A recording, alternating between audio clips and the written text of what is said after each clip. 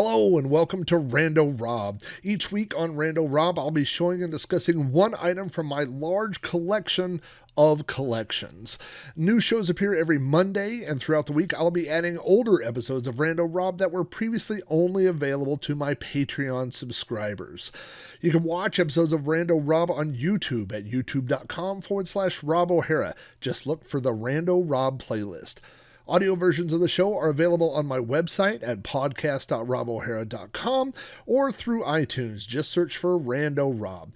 Thanks for watching or listening, and I hope you enjoy this vintage episode of Rando Rob. The thing I was going to show you guys this week is not something that I got from a thrift store. I believe this came from, I don't remember. It came from an online, I think it came from eBay. And it was something that I mentioned to my wife about how excited I was. No. I take it back. It was not eBay. It was from Vintage Stock, which is a local, southern southwest chain. I know they have them in, they're big in Oklahoma and Texas and Arkansas, and I think they even have them in Missouri. But Vintage Stock is a chain that sells, they have records. I mean, I think their bread and butter for a long time is movies, DVDs, and Blu-ray movies, new and used.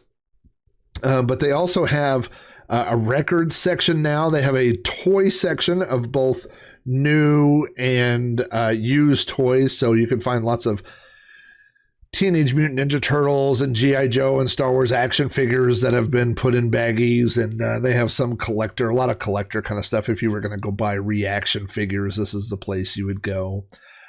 So they always have, that's really what I go there for. And then tons and tons of video game stuff, all kinds of video game used games and gaming systems. They have everything from Atari 2600 cartridges all the way to, the modern PS4, PS5, that kind of stuff. So anyway, I was at Vintage Stock one time and I saw an item and I was like, oh, that is so cool. And I don't remember what the price was, but it wasn't on sale. And Vintage Stock sends out, especially if you sign up on their mailing list, they, every month, every other month, they'll have a day where they have their used stuff will be like, buy two, get one free for the toys, or sometimes they're just 33% off, different little sales like that. And so it was something that I saw that I thought was cool, but it wasn't on sale and I didn't want to pay that price. And like a lot of things, I saw it and forgot about it, just left my mind. And so it must have been around my birthday time, maybe a month or two before my birthday, because on my birthday, my wife gave me this gift. And when I opened it, I was just over the moon. I was in love with it when I saw it at the store. And then, my brain, I kind of go from topic to topic pretty quick. So I saw it, I was in love with it. And 5 minutes later, I was like, oh, we need cheeseburgers. And after that, I was like, oh, we should drive here, and so it just fell out of my mind. But anyway, this is the item that she bought for me.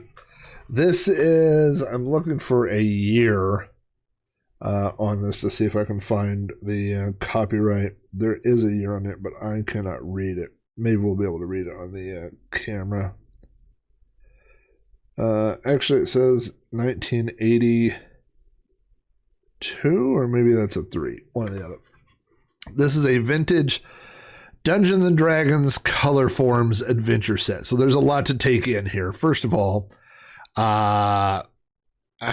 at the Dungeons. Look at the artwork on this. I mean, you've got the dragon. You've got all the characters from that went with the God. It's not TSR, but what was the LJN? Is that the line of action figures? You've got the Paladin there. You've got the Magician. You've got Marduk, the warrior. So this is obviously a tie-in to that. Oh. Excuse me. It might also be dusty because it just made me sneeze. It says, create Dungeons and Dragons adventure scenes with Colorforms, plastic pieces that stick like magic. Contains 18 plastic pieces, playboard, and instruction sheet. I don't know whoever needed instructions for Colorforms, but anyway, we will set the lid aside there. So Colorforms were, well, I don't need to explain it. I've really just literally read that. Were little stickable, they're not stickers, because a sticker you would think, well, you can't, remove them again. But the idea was that you could stick them over and over and create little scenes. And so a lot of the actual Colorforms are just laying in a pile down here. So I really should have opened this up before I started doing all this. Let's see, who is this guy? So here's the Paladin. There's a color form of him. And so, these are kind of vinyl and sticky. You can wash them, I believe, in soapy water, and they'll get a little sticky again.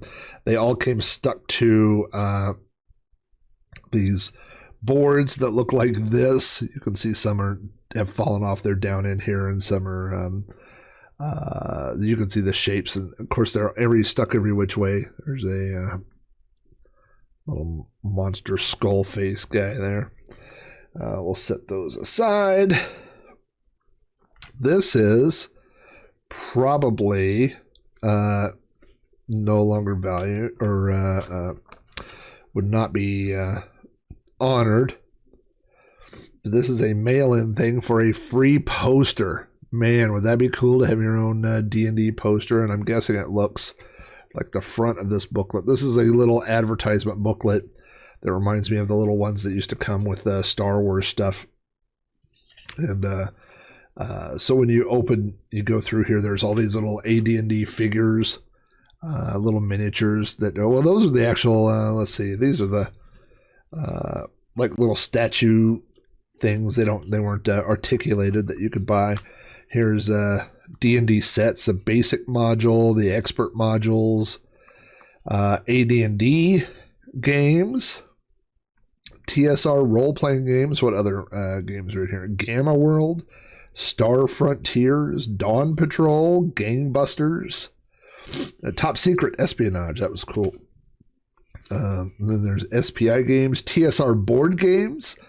There's an AD&D thing. Oh, and then there's computer games, Dawn Patrol, Computer Aerial Combat Game. Our two latest computer games for the Atari 400, 800, and 1200 XL. Computers with 48K. There's a little shot of the computer stuff over there. So this is a cool little, I always love it when stuff came with catalogs. There's gaming accessories, TSR publishing. Oh, here are the Dungeons and Dragons Choose Your Own Adventure books. If you remember those, they were not Choose Your Own Adventure. That is a copyrighted brand, but they were Endless Quest books. There's some other books there. Here's a 1984 Realms of Wonder fantasy art calendar. That would have been cool. And then the back page here is AD&D miniatures, which some people would set up maps and you could have used miniatures. And then we have, so the problem with the display board here is that I've got all kinds of figures stuck to it. So when I pull this up, I bet they're all going to fall off. I'm trying to orient them a little bit more the way they should be. But you can see here is the Colorform play area. I'm going to try to get around. Yeah, see, I figured those guys would fall off. And then you can just take these people and the Colorforms and stick them and make your own little picture, your little diorama, and stick them and unstick them and do all that. I probably need to eventually, I'm lifting this out to see, nope, nobody underneath there, unstick all of them and put them back on the little cards from whence they came. There's a couple little tiny accessories. Let's see if I can scrape this one off here. I can, it's just hard to pick up. I don't want to mess it up. Here's a tiny, tiny little bow. Like a bow for a bow and arrow. And, of course, you got the Magician and Marduk. The dragon is not a color form. He is part of the background there. But that's some cool little stuff. And, obviously, I just lost a wizard's head or something that's stuck to my shirt. There we go. Oh, it was a sword. Ugh, don't want to lose a sword.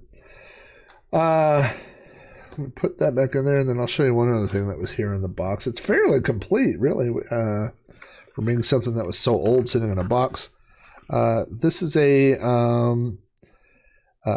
like a little advertisement. This explains how to do Colorforms, and it says if you wipe off the pieces and background with a damp cloth, that will keep them clean and sticky. And then here are pictures of all the pieces that came with the set right there, and then there's your instructions. So pretty cool, man. I was so excited when I got this, and I was just really I don't have. I'm saying, yeah, I knew that I lost something. What is this here? I filled on this. Is it's somebody's shield. Can't have without somebody's shield there. I'm very nostalgic about Dungeons and Dragons. We got the basic Dungeons and Dragons set when I was a little kid. I was probably in, I think, third or fourth grade, somewhere around there. And I had mentioned it because other kids, I'd heard people talking about Dungeons and Dragons, and so I wanted to find out about it. And so my parents bought the basic set, which you could see. That's the picture that I have right here is the basic set. And we actually played it. My parents played it with me and my sister, and my parents were pretty liberal about letting us watch. They weren't big on. My dad didn't care if we watched movies that had violence. He just didn't want us watching nudity, which is I've come to learn is kind of a United States or U.S. stance versus UK. It's kind of the opposite, I think, a little bit. But he didn't care any video games that I ever played my whole life. He didn't care what music I listened to. And I remember one time I sheepishly told my parents, I said, I want to listen to Ozzy Osbourne. And I was the only kid in the world that asked their parents' permission if they could listen to Ozzy Osbourne. And my mom said, you know what, you get straight A's, you're a good kid. As long as that stuff doesn't change, you can listen to whatever music you want. So it certainly wasn't a big deal. But they would occasionally do their due diligence and look into things, and of course we had the big satanic panic in the 1980s, and people were worried about, is Dungeons and Dragons about devil worshiping and things like that. So they said, well, we'll buy it, and we'll take a look at it, and if there's nothing wrong with it, knock yourself out. And so that's what happened. They played, I think my parents played a total of one game of Dungeons and Dragons, and then that was it. But they said, I was welcome to keep playing and stuff, and I did. So definitely have a nostalgic attachment to Dungeons and Dragons. I had all the basic sets. There was basic, advanced, expert. I don't remember, all companion maybe. I don't know. But the different boxes that came with different colors, there were 4 or 5 different ones, I think. And then eventually moved on to AD&D, once kept playing Dungeons and Dragons, with neighborhood kids, and we eventually went on to AD&D, of course. My buddy Jeff that I talk about all the time, Jeff played AD&D with me, and I did a podcast, an episode of You Don't Know Flack. And I believe it's podcast number 2. I did it right after Gary Gygax passed away, and that inspired me to talk about D&D. So if you want to hear a whole bunch of old D&D stories, go check out You Don't Know Flack, episode number 2, which I guess technically is 102. So I today I have a bunch of the vintage AD&D action figures, the 3.5 inch. I don't own, I think, or 3 3/4. I don't think I have any. They re-released a bunch at a larger scale, like a 5 inch or 6 inch, something like that, and I don't own any of those. But I do have I would call it Star Wars scale, but 3 3/4 inch action figure scale.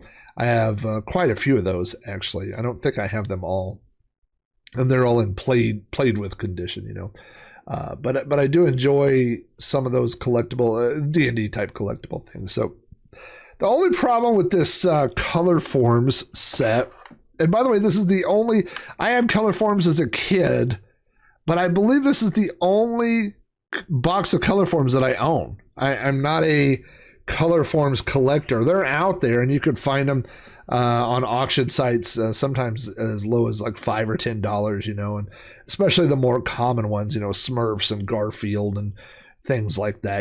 They were early to mid 80s kind of thing. They, as an adult, and this sounds silly, but there's no real playability as an adult. I'm not going to set up Dungeons and Dragons scenes with Colorforms and play with Colorforms. It's just not that exciting, compared to the entertainment that we have today. So, I'm not really big into Colorforms. And so this becomes one of those things that when I saw it, I loved it. And I was just thrilled to death when my wife bought it for me. I mean, I was super excited and surprised to receive it. But that being said, what do you do with it? And my life is kind of full of things like that. Like, what do you do with it? As I tilt my head back and I look and I go, oh, I have shelves of things that I've said, what do I do with it? And so this sits on a shelf. I don't take it out. I don't look at it. I don't play with it. And I think the one or two people that actually knew what it was came over and went, wow, that's cool. And then that was kind of the end of that. So, but I do enjoy it, like just pulling it out just now and looking at it. I had a good time going through all the little pieces and stuff that are in there. And so it does bring me happiness. And it really brought me happiness that my wife remembered that I had said something about it and went, back to go get it and stuff like that. So that part of it was really cool. So I'm sure I'll have it till I die, like a lot of things, but I don't really know what to do with it other than set it on a shelf and look at it from time to time. So anyway, I thought that was a fun little thing to share. I don't think a lot of people have Colorforms, and the ones that do, I think this is one of the more rare, it's not rare, it's just not as common as some of the other ones. I doubt as many of these sold as, the Smurfs. Or gummy bears, things like that were, more popular. So anyway, everybody, thanks for stopping in. I've got an episode of You Don't Know Flat coming up later this week. I think, let's see, this isn't the modems. This might be, I think I might do the board games episode. That's a topic that is funny. I've talked to the guys from Growing Up 80s podcast, which again, if you don't follow them, it's Robin Harbin from the 8-Bit Show and Tell, and Darren Folds, who does now he's doing his YouTube, his Gru channel, but they do this Growing Up 80s podcast, and it's really great with a little bit of a Canadian perspective on growing up during the 80s. And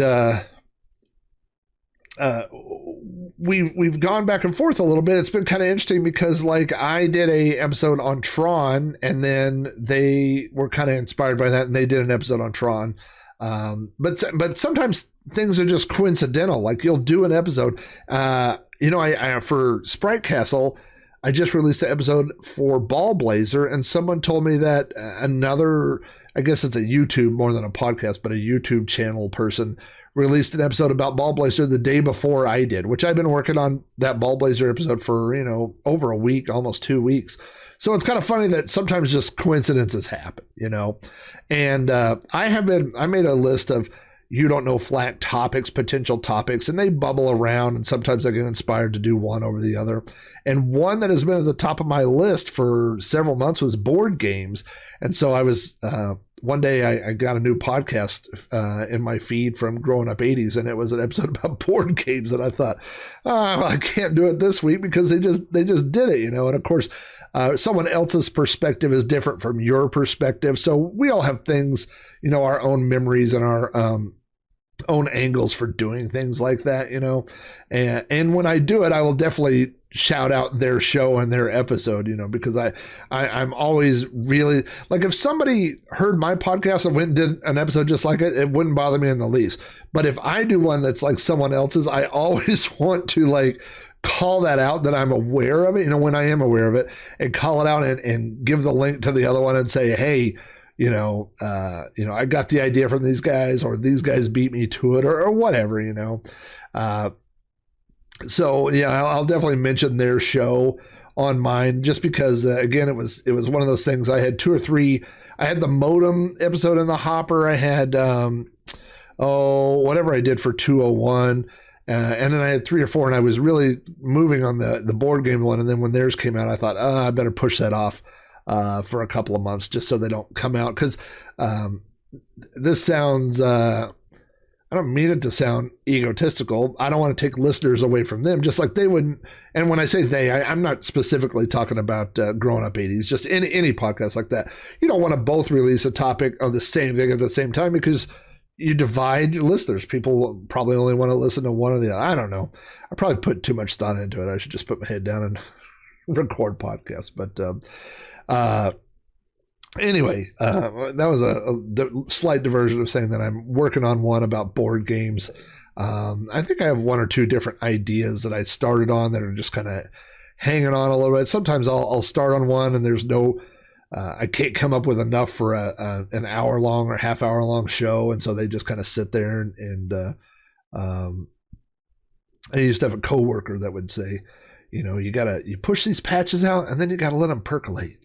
You got to wait for all the servers to install them. You just let it percolate. So sometimes I'll come up with a topic and I just let it percolate. Let it sit there until I figure out if I have enough to talk about or not. But anyway, I don't know that Colorforms are a board game, but maybe I'll give it a minor shout out on that episode, and you guys can all say, hey, that you've already seen it and you got the real scoop. So anyway, thanks for jumping on, checking out another episode of Rando, Rob, and I will be talking to everybody soon. Later, guys.